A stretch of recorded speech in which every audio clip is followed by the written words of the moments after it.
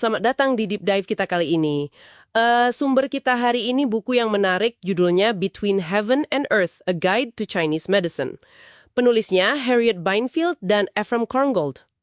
Ya, buku ini semacam jembatan ya antara pengobatan Tiongkok klasik dengan pemahaman kita di Barat sekarang. Betul. Dan misi kita di Deep Dive ini bukan cuma ngebahas dasarnya aja, tapi kita mau gali lebih dalam cara pandang unik buku ini soal tubuh. Tubuh sebagai ekosistem, gitu. Ekosistem.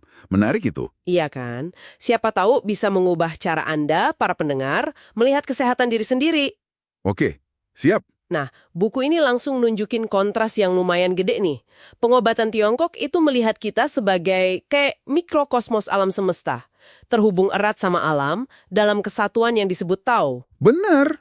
Ini beda banget ya kalau dibandingin sama cara pandang Barat modern yang seringkali lebih, mekanistik. Ngelihat tubuh kayak mesin aja gitu. Persis, kayak mesin yang bisa dibongkar pasang kalau ada yang rusak. Nah, disinilah metafora sentral yang dipakai penulis jadi penting banget. Kalau dokter Barat sering diibaratkan mekanik, fokusnya ya benerin bagian yang rusak itu. Kalau praktisi pengobatan Tiongkok, itu lebih kayak tukang kebun, gitu katanya. Tukang kebun? Maksudnya gimana tuh? Jadi, tugasnya bukan sekedar memperbaiki, tapi lebih ke mengolah kehidupan. Memastikan tanah, ya ibaratnya tubuh Anda itu subur. Terus tanamannya, fungsi-fungsi tubuh Anda bisa tumbuh harmonis. Oke. Biar adaptif juga ya sama perubahan cuaca, tantangan hidup gitu. Tepat. Ini soal memelihara ekosistem internal kita sendiri. Metafora tukang kebun itu kuat sih. Bener juga. Tapi gimana caranya si tukang kebun ini tahu bagian mana dari kebun yang perlu perhatian khusus? Pasti ada konsep dasarnya kan? Kayak energi vitalnya itu, Qi. Nah, itu dia. Qi. Sering denger ya? Sering banget. Tapi kadang penjelasannya agak abstrak. Buku ini gimana ngejelasinnya? Bukan cuma energi aja kan? Betul. Buku ini ngegambarin Qi, bacanya Qi ya, itu bukan cuma energi abstrak, tapi lebih sebagai kekuatan sekaligus substansi, vital. Sesuatu yang menghidupi segalanya. Segalanya? Termasuk pikiran, emosi gitu? Ya, dari pikiran, emosi, sampai ke jaringan fisik, darah. Semua. Qi ini jadi fondasi strukturnya, tapi juga katalisator, penggeraknya gitu. Jadi kayak fondasi dan yang bikin gerak sekaligus ya? Penulisnya pakai analogi bagus deh. Kayak uap dari nasi yang baru matang. Halus, tapi mendasar banget. Esensinya gitu. Kayak nafas kehidupan lah. Wah, oke.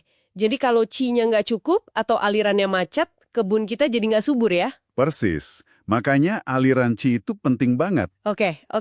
Jadi Qi ini kekuatan hidup dasar. Nah, terus gimana sih tukang kebun ini mastiin alirannya seimbang?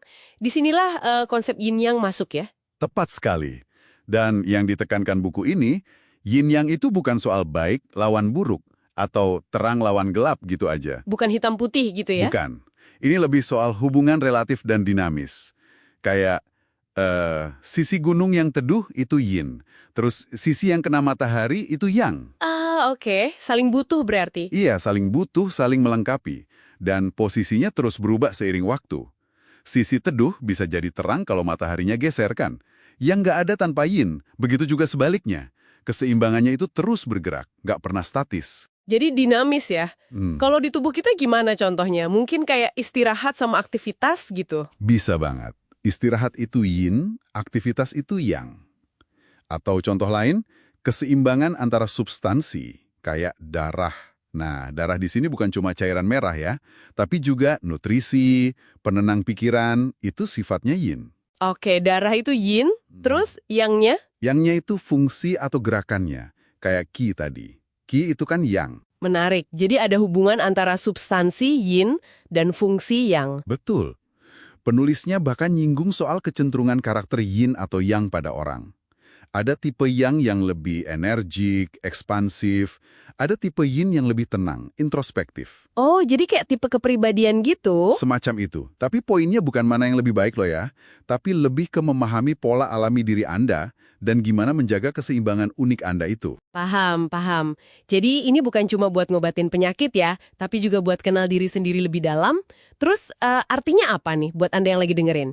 Gimana kita bisa menerapkan cara pandang tukang kebun ini? Intinya sih, kita diajak melihat gambaran besarnya. Jangan cuma fokus ke satu gejala aja, terpisah gitu. Penulisnya cerita pengalaman pribadi juga. Oh ya? Gimana ceritanya? Dulu dia sering ngerasa capek banget, selalu pas jam 3 sore.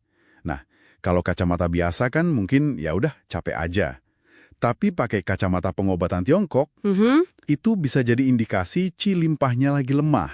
Jadi solusinya bukan cuma minum kopi lagi biar melek, tapi mungkin perlu ubah pola makan atau perlu lebih banyak istirahat. Ah, jadi gejala kecil itu kayak petunjuk dari tanaman di kebun kita ya, bagian dari pola yang lebih besar? Nah, itu dia.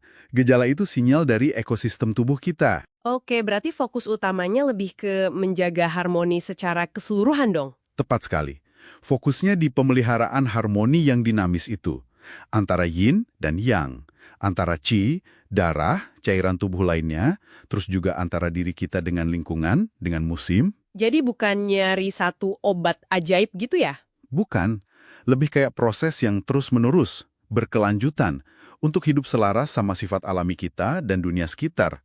Mirip banget kayak tukang kebun yang ngerawat tanamannya sepanjang tahun kan?